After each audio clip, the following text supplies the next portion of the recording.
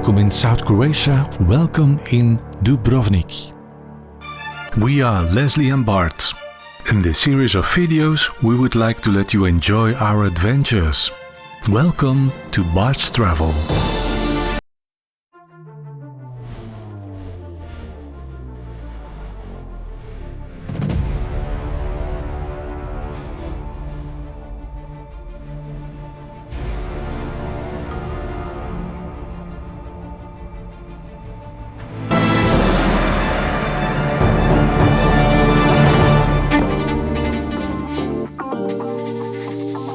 Time and again we are charmed by the beauty of the countries on the Adriatic Sea. Croatia and Montenegro take the crown.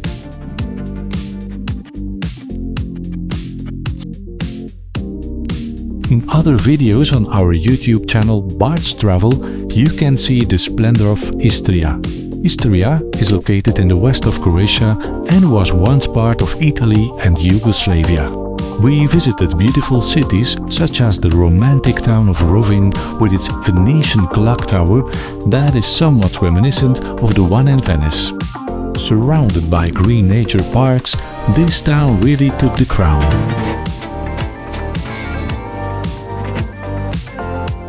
Pula is highly regarded for its Roman architecture.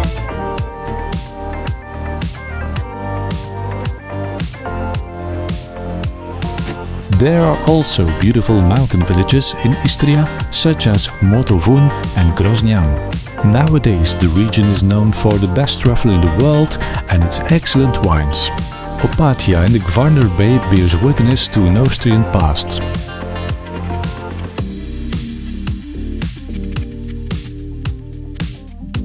The islands of Sres, Lošinj, Krk and Rab were a completely different experience with unspoiled nature, remarkable beautiful beaches and ancient forests.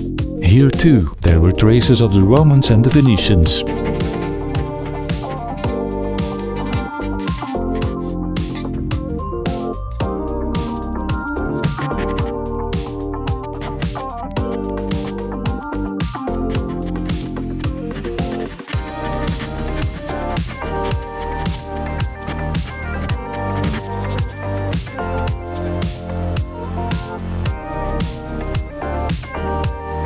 The famous Plivice lakes are also close by. The Plivice lakes are world famous and attract a million visitors every year.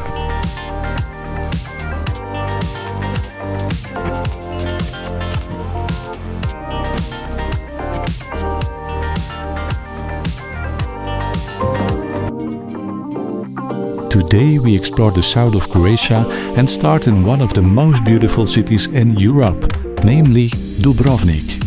When you walk into the old city of Dubrovnik, you will find yourself in a Roman film set. It is not for nothing that Dubrovnik is on the UNESCO World Heritage List. The Pile Gate is the entrance to the old city and leads via drawbridge to the Stradun, the main street. The long main street, Stradun, with its shiny paved stepping stones, has many side streets.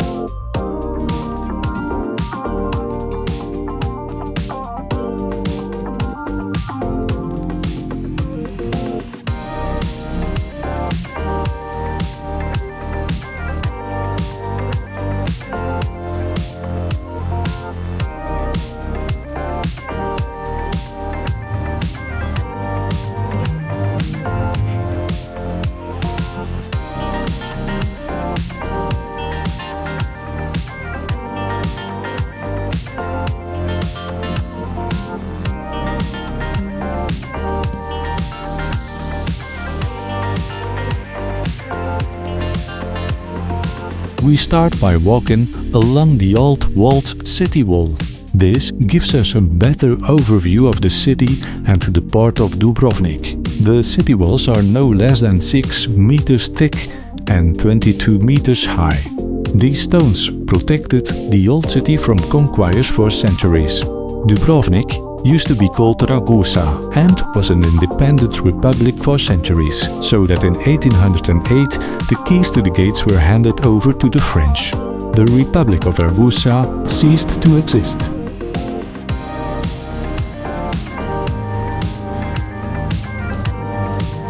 When we walk into the Stradun, the large Onofrio fountain immediately catches our eye. The 15th century fountain was damaged but also restored. It is named after the architect who built the water supply. There are quite a few forts in Dubrovnik. North of the Pill Gate, steps lead to the imposing 15th century fort Mencheta. In addition to the Mencheta fort, there is also the 16th century fort Revelin. The Renaissance fort Bokar that overlooks the original harbour, and the 13th century fort of St. Luke.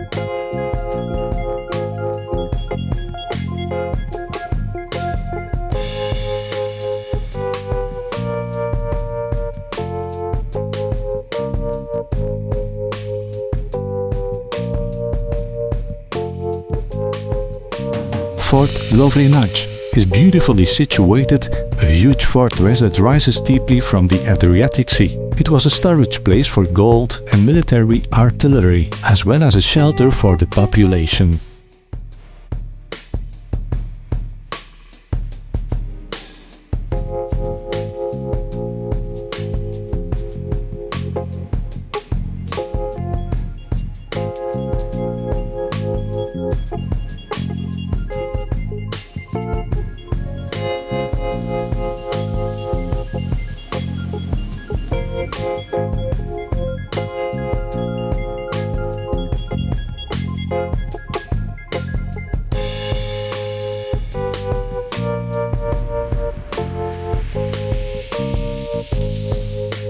On the left side of Stradun Street is the Church of the Saviour and the Franciscan Monastery.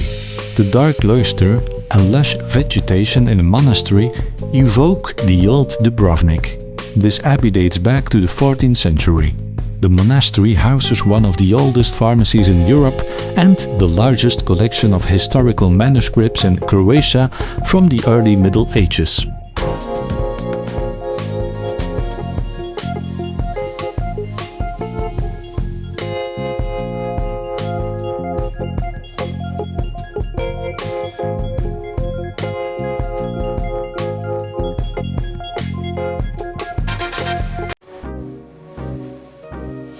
At the end of Stradun is the Sponza Palace on the left. The 16th century palace was the customs office and a money bank.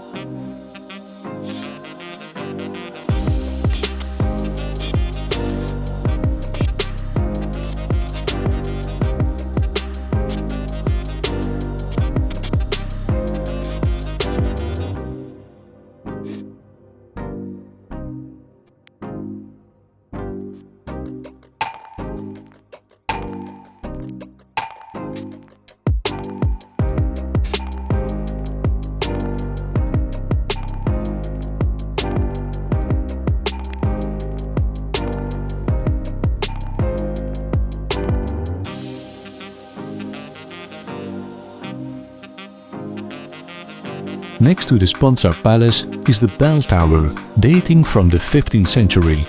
In 1929, the bells were replaced by copies. The originals were housed in the Sponza Palace. The tower overlooks the courtyard of the Franciscan Monastery. Next to the bell tower is the Blasius Church. Saint Blasius watches over the church. He is the patron saint of Dubrovnik. He watches over a model of the city before the earthquake of 1667. The cathedral was built after the earthquake of 1667. Before that, there was a Romanesque building. There are more than 200 relics, including a 12th century shell with the skull of Blasius and vessels with his hand and a leg. You can also see a piece of the cross of Jesus.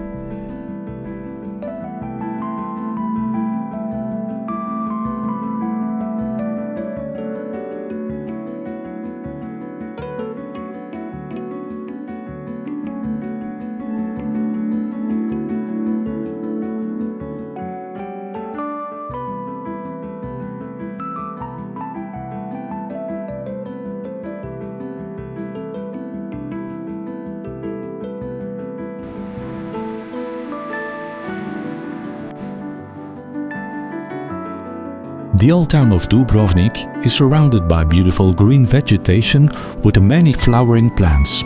In the evening, when the lights are on, Dubrovnik is very cozy.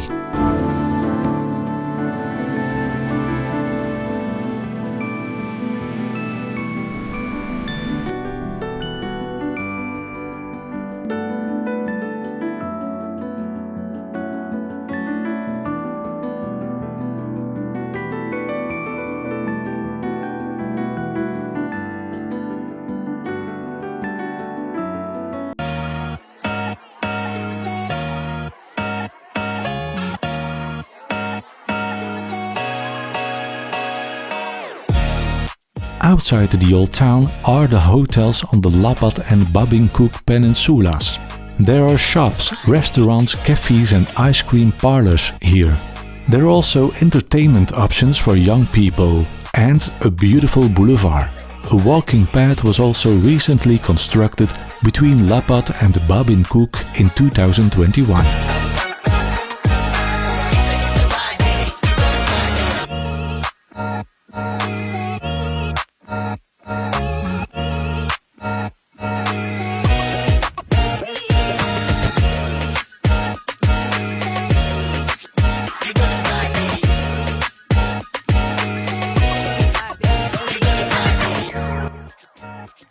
The island of Lokrum is nearby and a gem to visit. In the next video we will explain why. The islands of Pelisoc and Korčula are also nearby.